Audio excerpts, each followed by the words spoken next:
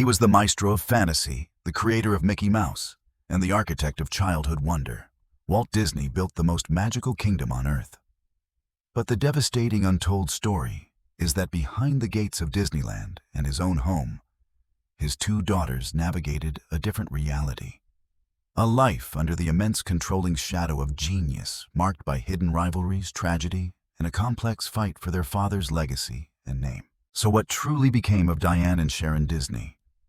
The two women who inherited the name, synonymous with dreams after their father's kingdom, was suddenly left without its king. Welcome.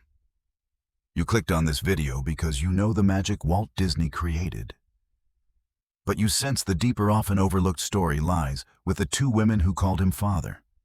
In this exhaustive, deeply researched documentary, we will tell the complete, multi-layered, and largely untold story of Walt Disney's two daughters. We will explore the path of his biological daughter, Diane Disney Miller, who dedicated her life to being the unwavering guardian of the Walt Disney myth, preserving her father's story through a highly polished historical lens. And we will delve into the complex, often turbulent life of his adopted daughter, Sharon Mae Disney, whose personal struggles, multiple marriages, and later financial battles revealed the human cracks beneath the family's magical facade. To bring you this powerful story, we have gone far beyond the Disney vaults and the family-friendly biopics.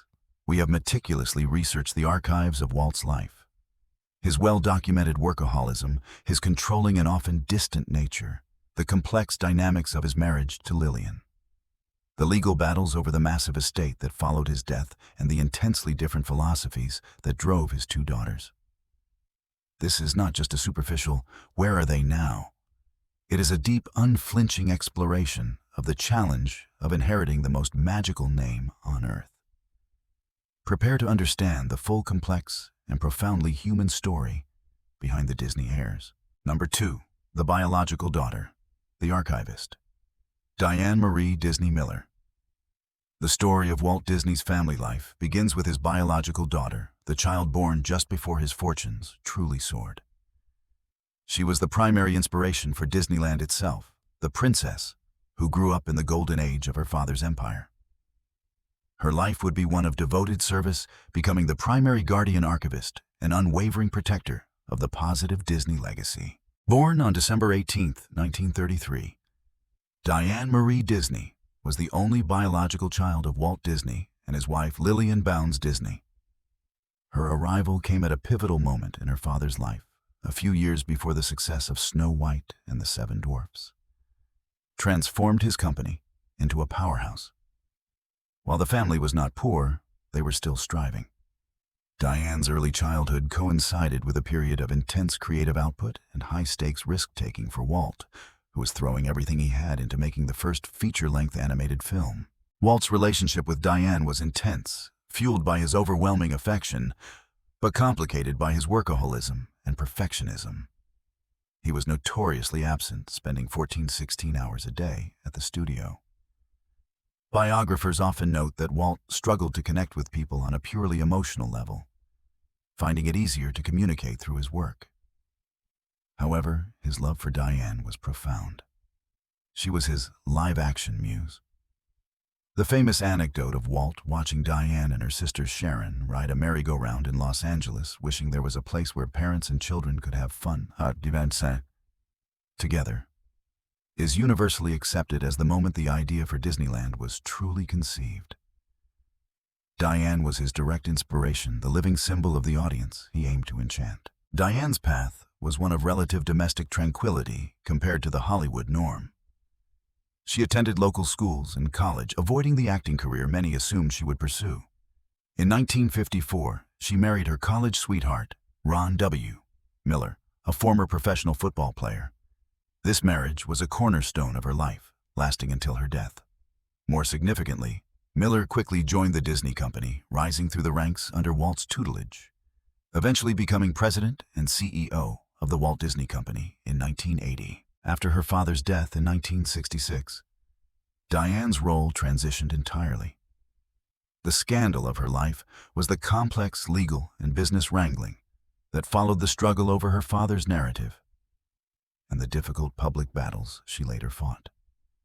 For years, she and her sister Sharon held substantial power over the Disney empire through their inherited stock. But they often clashed with the board and management over the company's direction and whether it was upholding their father's artistic vision. The central dramatic arc of Diane's life post-1966 revolves around her husband Ron Miller. His tenure as CEO was successful in many ways. He oversaw the creation of Touchstone Pictures, which was crucial for the company's financial survival and the launch of the Disney Channel. But he was ultimately ousted by the board in 1984, paving the way for Michael Eisner. This event was a profound personal and professional betrayal for Diane, cementing her distrust of the corporate entity that took over her father's name. She viewed the new management Eisner as sacrificing her father's vision for mere profit. Fueled by this protective instinct and a desire to control her father's historical narrative, Diane dedicated her later life to preservation. She authored the biography, The Story of Walt Disney, a loving and fiercely protective account of her father.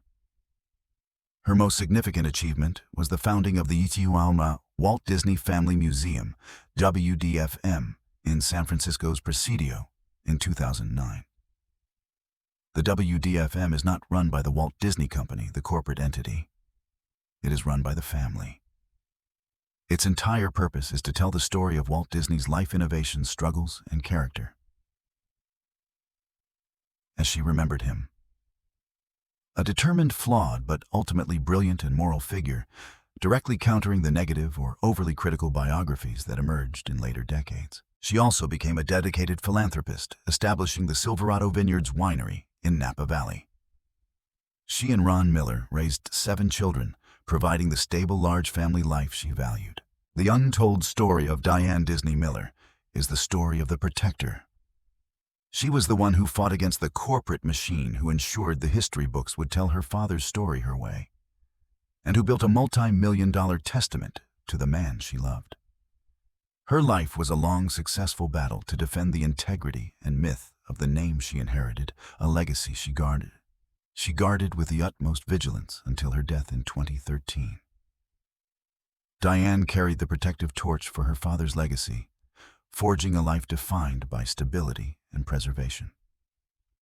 Her younger sister Sharon, however, inherited the same name and the same immense fortune. But her life would follow a profoundly different, often turbulent path marked by personal struggles, addiction, and public financial disputes that revealed the cracks beneath the family's magical veneer. Number 1, the adopted daughter. The complex figure, Sharon Mae Disney. The story of the second Disney daughter is a different kind of tragedy. Adopted as an infant, she grew up under the same immense shadow of Mae, inheriting the full magnitude of her father's empire. But her life would be a turbulent journey, marked by personal turmoil, multiple marriages, and financial disputes that, after her death, brought the family's inner divisions into dramatic public view. When on December 31st, 1936, Sharon Mae Disney was adopted as an infant by Walt and Lillian Disney. Her adoption was a closely guarded private matter, but she was always publicly and fiercely cherished as Walt Disney's daughter. Her father's love for her was undeniable, though his pervasive control and workaholism remained constant forces in her life. She grew up alongside her older sister Diane, experiencing the same rapid ascent to fame, the same courtside seats at the world's most magical kingdom, and the same complex family dynamics. However, Sharon's life was significantly more turbulent than her sister's. She struggled with the immense pressure and the unique realities of growing up Disney. She briefly pursued acting, appearing in small roles mostly on Disney's television programs, like the Mickey Mouse Club, but found the pressure overwhelming and did not continue. She attended local universities, but her academic path was less straightforward than Diane's. Sharon's personal life became complicated early on. She was married 3 times. Her first marriage to Robert Brown, 1959 to 1967, gave her 2 children, Michelle and Bradford, Brad Lund. Her second marriage to William Paul Lund, 1969 to 1977, also ended in divorce. Her final marriage was to David Hale Daniel, 1979 to 1993, which produced her 3rd child, Victoria. The multiple marriages, all ending in divorce, hinted at an underlying personal instability. Reports later surfaced suggesting Sharon struggled with issues related to addiction and general health problems throughout her adulthood. The kind of personal turmoil that the Disney name and money could not prevent but only amplify. The scandal of Sharon's life was the public nature of her personal struggles and the legal battles that followed her death. She passed away tragically early in 1993 at the age of 56 from complications related to breast cancer. However, Sharon's story did not end with her death. It simply moved to the courtroom. She left behind a massive portion of the Disney estate, including a large share of the family trusts. Her will established the Feurs Sharon Disney Lund Trust, designed to benefit her 3 children and various philanthropic causes she cared deeply about, including the support of performing arts centers, addiction treatment, and children's hospitals. The trust stipulated that the funds would be distributed when her grandchildren reached a certain age, but also included specific clauses regarding the trustee's role in management. This trust became the focus of prolonged and acrimonious legal action, involving her children, their spouses, and the trustees appointed to manage the fortune. Lawsuits revealed deep internal family conflict over the control and distribution of the money, with accusations of financial mismanagement, inappropriate influence, and the mental competency of certain trustees. These highly public disputes, often involving vast sums of money, and filed in California courts, revealed the stark reality that immense wealth does not guarantee family harmony, and can in fact become a corrosive force. The untold story of Sharon Mae Disney is the story of the cracks in the magic. She was the sensitive adopted daughter who inherited the immense fortune and a life of unparalleled privilege, but struggled profoundly to find personal peace and stability. Her journey, marked by personal turmoil, contrasts sharply with her sister Diane's protective serenity. Her enduring legacy is complex, a dedicated philanthropist during her life, but a figure whose death unleashed a public legal wrangling over her money, demonstrating the intense, often bitter dynamics surrounding the inheritance of the Disney name and fortune. The story of the Disney daughters, fractured by Walt's workaholism, a fight for control over the family legacy, and profound personal tragedies, is a unique American epic. Their lives underscore the burden carried by the children of figures who command global loyalty and influence. This theme of military and cultural titans, leaving behind complex, demanding legacies for their children, resonates across time and societal boundaries. Consider the family of another titan, whose name evokes intense divided loyalty and historical weight: the Confederacy's most revered general, Robert E. Lee. On this channel previously, we explored the fascinating and often poignant story of Robert E. Lee's 7 children. Did you know that the heirs of the Confederacy's greatest general faced their own unique struggles in the harsh aftermath of the Civil War? Their lives involved military service following their father, artistic pursuits, managing the family estate at Arlington before its loss, and navigating the complex legacy of defeat and Southern identity. The full untold story of the Lee children offers a compelling counterpoint to the Disney dynasty. Click the video on your screen right now to uncover that incredible untold story. And as always, thank you for watching.